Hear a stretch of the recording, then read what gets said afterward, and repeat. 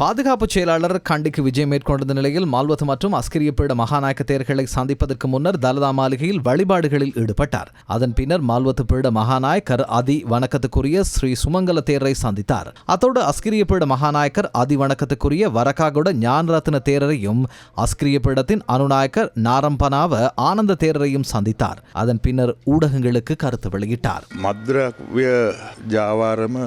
நீண்ட காலமாக நாட்டில் போதைப்பொருள் வர்த்தகம் முன்னெடுக்கப்பட்டு வந்தது. பெரும் எண்ணிக்கையிலானோர் அழுத்தங்கள் மற்றும் ஆசீர்வாதங்களுக்கு மத்தியில் அது இடம்பெற்றாலும் தற்போது அவ்வாறு இடம்பெறாது. கட்டம் கட்டமாக அது தற்போது கட்டுப்படுத்தப்பட்டுள்ளது.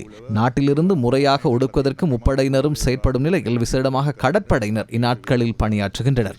உரிய தீர்மானங்களையும் நடவடிக்கைகளையும் நாம் மேற்கொண்டுள்ளோம். இதனோடு தொடர்பட்ட போதைப்பொருள் வர்த்தகர்கள் குற்றவாளிகள் கைது செய்யப்படுகின்றார்கள். விசாரணைகள் முன்னெடுக்கப்பட்டு வரும் நிலையில் அதனோடு தொடர்பட்டுள்ள அனைவரும் சட்ட நடவடிக்கைகளுக்கு உட்பட்டே ஆக வேண்டும்.